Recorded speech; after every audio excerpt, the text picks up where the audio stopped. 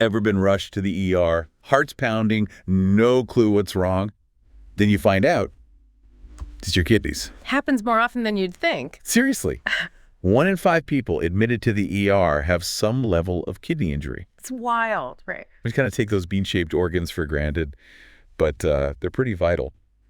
Today, we're going deep into renal failure, all thanks to the amazing stuff from London Heartbeat Z Academy. It's great material, really dives in. Oh, and hey, before we really get going, make sure you've hit that subscribe button on our social media, Facebook, Insta, Spotify, YouTube, wherever you get your podcasts. We've got tons more deep dives coming up. You won't want to miss them. Okay, back to those kidneys. Yeah, often overlooked, right, until something goes wrong.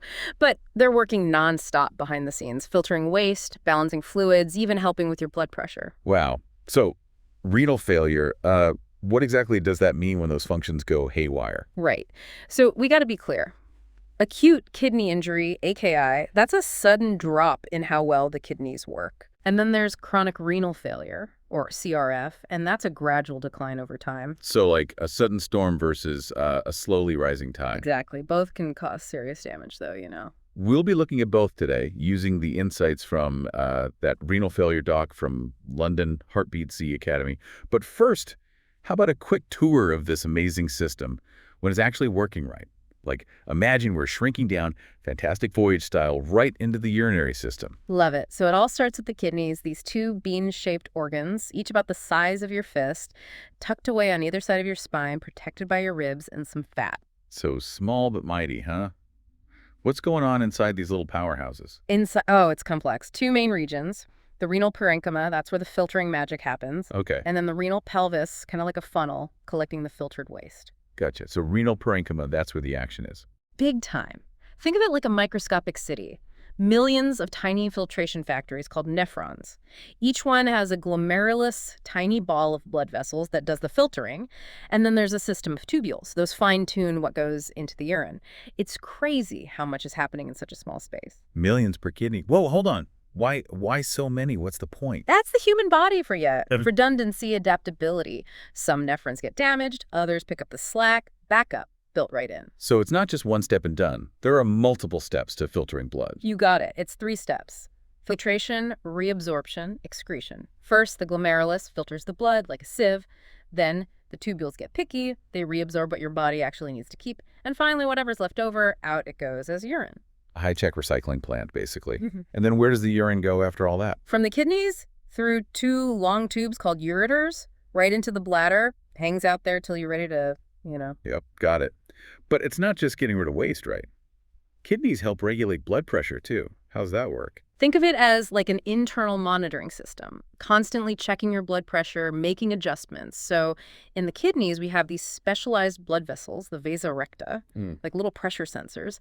They detect a drop in blood pressure. Bam! They tell special cells to release this hormone called renin. Renin, huh? And what does that do? Renin sets off this whole chain reaction that ends up constricting your blood vessels. So your blood pressure goes back up to normal, checks and balances. Amazing, right? Kidneys really are multitasking marvels. Filtering, balancing, regulating. Mind-blowing stuff. It really is. And speaking of blowing minds, don't forget to subscribe to The Deep Dive wherever you get your podcasts. We're back in a flash to keep going on this renal failure journey with London Heartbeat Z Academy. Stay tuned. Back again for more deep dive. We just dipped our toes into how these incredible organs work, but things don't always go smoothly, right? Yeah, and that's where the real deep dive comes in. Renal failure. But as we said, there are different ways it can show up. Exactly. We've got acute kidney injury, AKI, the sudden decline, like boom, kidneys aren't working well. Okay, yeah. Then there's chronic renal failure, CRF, and that's like a slow burn, losing function bit by bit over time. Both sound pretty serious. Let's unpack AKI first. What causes this sudden shutdown? Well, there are 3 main ways this can happen. Imagine a river. Yeah, AKI is like problems can happen upstream, in the river itself, or downstream. Okay, I like this. Tell me about those upstream issues. We call those pre-renal causes. It's not that the kidneys are damaged themselves, but something's happening before the blood even gets to them, reducing the flow, like a drought, less water feeding the river. Makes sense. So what could cause this drought of blood to the kidneys? Lots of things. Severe dehydration, heart failure, even big blood loss, maybe from an injury or surgery. Kidneys just aren't getting enough blood to do their job. Gotcha.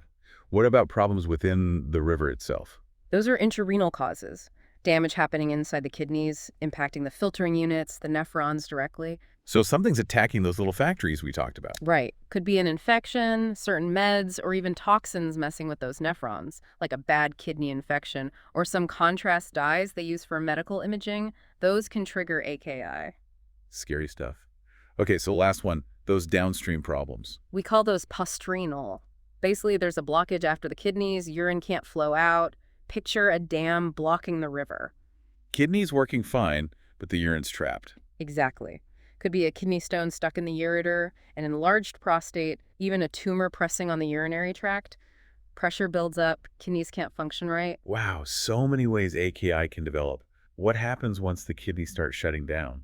Are there, like, warning signs? That's the tricky part. You might not even realize you're in that initial AKI stage, which is why early blood tests are so important. But as it gets worse, less urine output, waste products build up in the blood, and then you get the symptoms. Fatigue, nausea, even confusion. Sounds like a domino effect almost. One problem leads to another. It is. AKI goes through 4 stages: initiating, oliguric, diuretic, and recovery. Each stage has its own signs and symptoms, but early intervention is key. The faster we figure out the cause and treat it, the better the chances of preventing more damage. Makes sense. So, say someone's diagnosed with API, what next? What's the treatment like? Depends on the root cause. Prerenal. We got to get that blood flowing back to the kidneys, maybe IV fluids, meds to help the heart pump better. Postrenal, got to relieve that blockage, maybe remove a kidney stone or put in a stent to widen a narrowed ureter. And if the damage is in the kidneys themselves, that intrarenal type. Treatment's more supportive then. Focus on keeping fluids and electrolytes balanced, controlling blood pressure, preventing infections. Sometimes we need dialysis to temporarily take over the kidney's filtering job, give them a chance to bounce back. Dialysis sounds intense. That's where they hook you up to a machine to clean your blood, right? Right on. It can literally be life-saving for severe AKI. Gets those waste products and extra fluids out of the blood when the kidneys can't. Not always a permanent fix, though. So, full recovery from AKI is possible. It depends, honestly. Some folks, yeah, they recover completely, especially if we catch it early and treat the cause effectively. But others, they might end up with long-term kidney damage, and that makes them more likely to develop chronic renal failure down the road. Good reminder that even temporary kidney trouble can have lasting consequences. Absolutely. Kidney health is not something to mess around with. No kidding. Yeah. And speaking of serious stuff, if you're finding this deep dive helpful, hit that subscribe button on our social media. We're on Facebook, Instagram, Spotify, YouTube, you name it. More fascinating insights coming your way thanks to London Heartbeat's Z Academy. After a short break, we'll dig into chronic renal failure. Welcome back to the deep dive. We've been exploring renal failure, that sudden storm of AKI and the slow burn of chronic renal failure, CRF. Yeah, and we've talked about all the medical stuff, but there's a whole other side to this, the human side. What it's like to actually live with CRF. It changes everything. Totally. It's not just pills and treatments, it's a whole new way of life. Yeah. So for someone facing, a CRF diagnosis, what's that like? Imagine your life depends on dialysis. A machine that, yeah, it keeps you alive, but it's this constant reminder of what you've lost. Right. Or think about waiting for a kidney transplant. Hoping for that second chance, but also dealing with all the risks and the unknowns. It's a lot to handle. It must be incredibly overwhelming. What kind of impact does it have on patients, emotionally, mentally? Oh, it's a roller coaster, honestly. Anxiety, depression, fear, even a sense of grief for the life they had before. Yeah. They're grieving their health, their independence, their normalcy. And their whole world's been flipped upside down. Yeah. So emotional support, how important is that in helping people cope? Crucial. Absolutely crucial. It's about acknowledging those feelings, making them feel heard, and letting them know, hey, you're not alone in this. Creating a safe space to talk openly and honestly about their fears, frustrations, even their hopes. So it's more than treating physical symptoms. It's that whole emotional and psychological well-being too, huh? Exactly. Active listening, empathy, real human connection. And it's not just the patient, it's their families too, going through it right alongside them. They have their own worries and anxiety. It takes a village, doesn't it? A whole support system to navigate all this.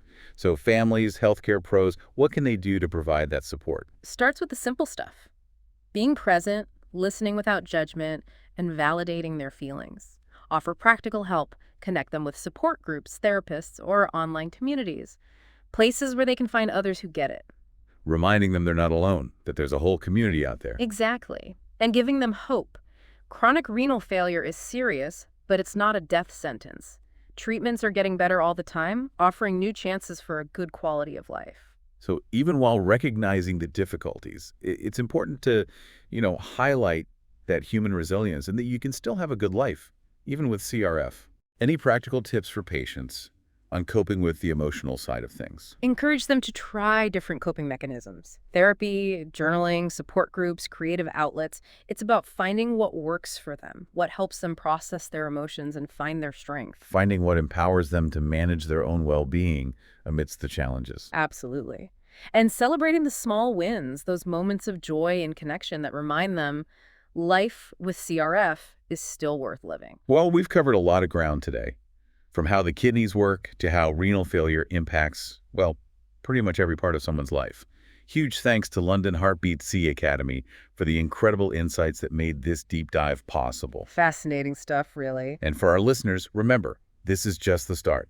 If you want more deep dives into fascinating topics like this one, subscribe to the Deep Dive. Facebook, Instagram, Spotify, YouTube, we're everywhere. Hit that subscribe button and join us as we keep exploring. See you next time.